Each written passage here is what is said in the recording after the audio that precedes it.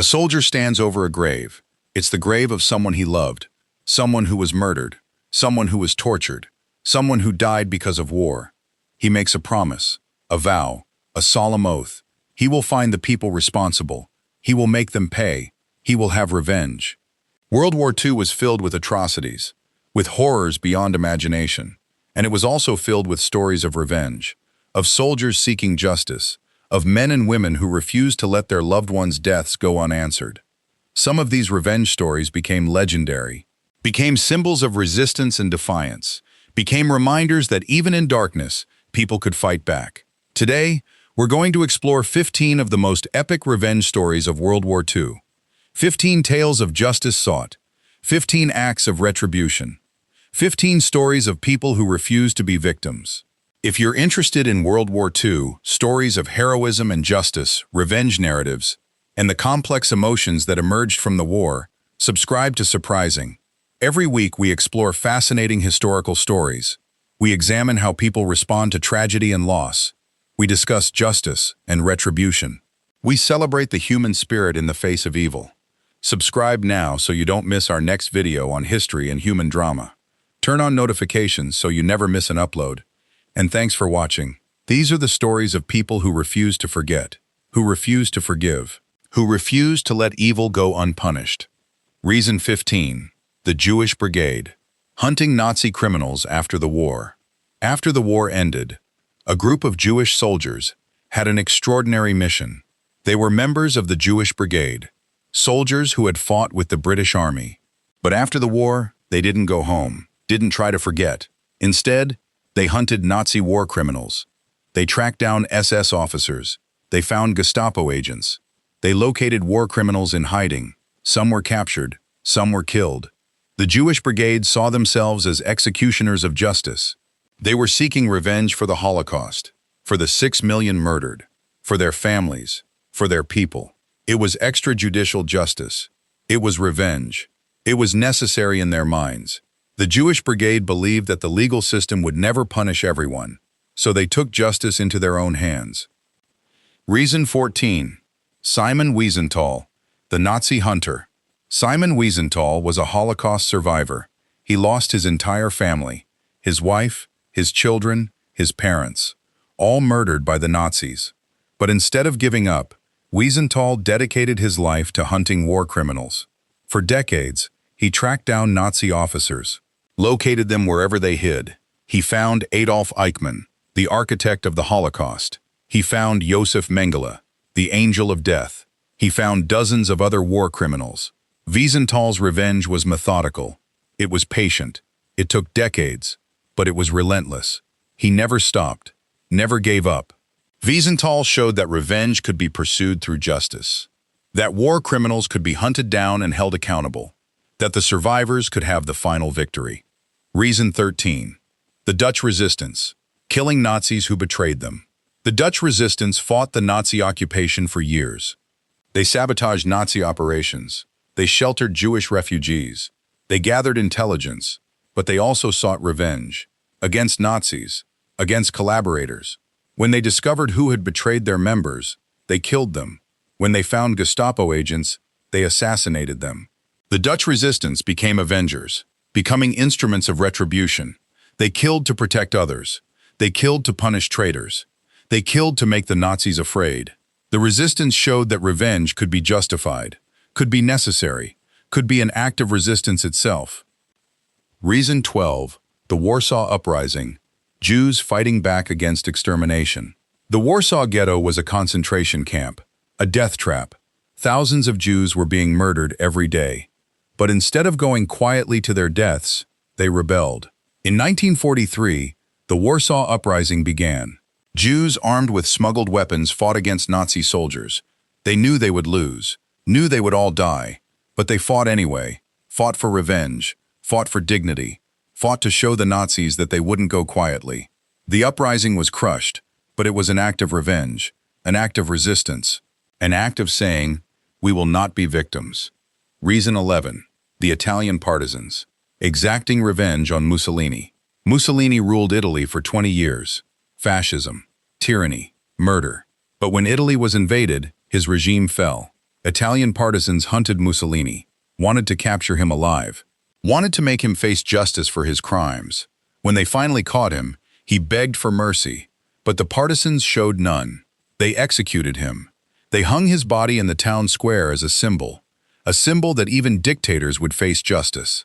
The partisans were seeking revenge for the years of oppression, for the murders committed under Mussolini's rule, for the Italian soldiers who died fighting his wars. Reason 10. Rachel Scenes, parachuting into danger for revenge. Rachel Scenes was a young Jewish woman. She had a dream. She wanted to parachute into Hungary, behind Nazi lines. She wanted to rescue Hungarian Jews, to help them escape, to fight back against the Holocaust. The British trained her as a commando, as a spy. She jumped out of a plane into occupied Hungary. She was captured, tortured, executed. But Rachel's death wasn't in vain. Her mission was an act of revenge, an act of resistance, an act of saying, "We will fight back."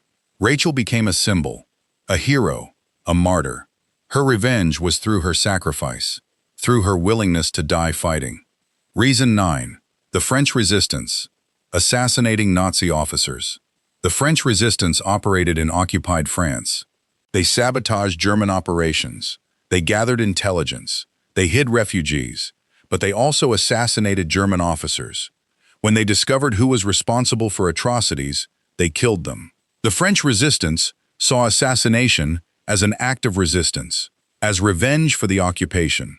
Revenge for the murders. The Nazis responded with brutal reprisals. They executed civilians. But the French resistance continued to fight, continued to seek revenge. The French showed that you could resist, could fight back, could extract a price for invasion and occupation. Reason 8. Douglas Bader. Revenge through resistance. Douglas Bader was a British pilot. He was shot down and captured. He lost both his legs in the crash, but he didn't give up. He was a prisoner of war, but he didn't accept it. He planned escapes. He resisted. He sought revenge. Bader harassed his captors. He refused to obey orders. He caused trouble. He was beaten. He was punished. He was locked away. But Bader refused to surrender, refused to accept his fate. His revenge was through resistance, through refusing to be broken, through showing the Germans that they couldn't beat him. Bader survived the war, survived captivity, survived to tell his story. Reason 7. The Soviet Revenge. Exacting retribution on Nazi Germany. The Soviet Union suffered enormously during the war. Over 20 million Soviets died, millions murdered, millions starved. The Nazis committed horrific atrocities on Soviet soil. And when the Soviets finally pushed the Germans back, they sought revenge. Soviet soldiers committed atrocities against German civilians. Soviet armies looted, raped, murdered. It was revenge. Brutal revenge. Terrible revenge. It wasn't justice. It was revenge. Pure revenge. The Soviets showed that revenge could be destructive, could perpetuate cycles of violence. But they also showed that the victims of atrocities would not accept it quietly. Reason 6. The Polish Home Army. Fighting back against two invaders. Poland was invaded by both Germany and the Soviet Union. The Polish Home Army had to fight on two fronts. But they also sought revenge. Against both occupiers. Against the Nazis who invaded. Against the Soviets who invaded. The Polish resistance fought knowing they couldn't win. Fought knowing they might be defeated by both sides. But they fought anyway. Fought for revenge. Fought for independence. Fought for the idea that Poland would be free again. The Polish showed extraordinary courage, extraordinary determination, fighting for revenge against two totalitarian regimes simultaneously. Reason 5. Greek partisans. Guerrilla warfare against occupation. Greece was occupied by Nazi Germany, by Italy. Greek partisans fought in the mountains, in the countryside. They ambushed German convoys. They assassinated German officers. They sought revenge for the occupation, for the hunger, for the death. The Greek resistance made the occupation expensive, made it painful, made the Germans pay for every day they occupied Greek soil. The Greeks showed that even an occupied nation could fight back, could seek revenge, could make resistance possible. Reason 4. The Danish resistance. Protecting Jews through defiance. Denmark was occupied by Nazi Germany, but the Danes resisted. When the Nazis tried to arrest Danish Jews, the Danes fought back. The Danish resistance helped over 7,000 Jews escape to Sweden.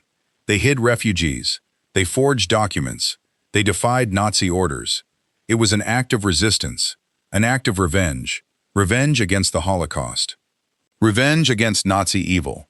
The Danes showed that a nation could resist, could protect its people, could refuse to participate in genocide. Reason 3. The Norwegian resistance, sabotaging the Nazi war effort.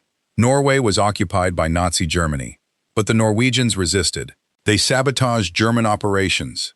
They gathered intelligence. They killed Nazi collaborators. The Norwegians showed particular determination in attacking German military facilities. They sank German ships.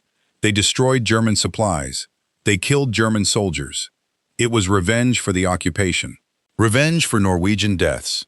The Norwegians made the occupation costly, made the Germans pay, showed that even a small nation could fight back. Reason 2. The Japanese-American revenge, fighting for a country that betrayed them. Japanese-American soldiers had an extraordinary situation. Their families were in internment camps, imprisoned by their own country, yet they volunteered to fight, volunteered to die, for a country that had betrayed them. The 442nd Regiment Combat Team became the most decorated unit in American history. They fought with extraordinary courage. They sought to prove something, that they were loyal Americans, that they were worthy of respect. Their revenge was through sacrifice, through proving their worth, through showing that prejudice couldn't break their spirit. Reason 1. The Nuremberg Trials, justice for war crimes. After the war ended, the victors held trials. Nazi war criminals were put on trial, were forced to face justice. Adolf Eichmann, Hermann Göring, Rudolf Hess, many others. They were interrogated, they were convicted, many were executed. The Nuremberg trials were an act of revenge, an act of justice. They showed that war criminals would be held accountable, that even the most powerful dictators would face consequences. The trials were the revenge of the survivors, of the victims. They were the ultimate vindication, the ultimate victory. Evil would not escape, would not be forgotten, would be punished.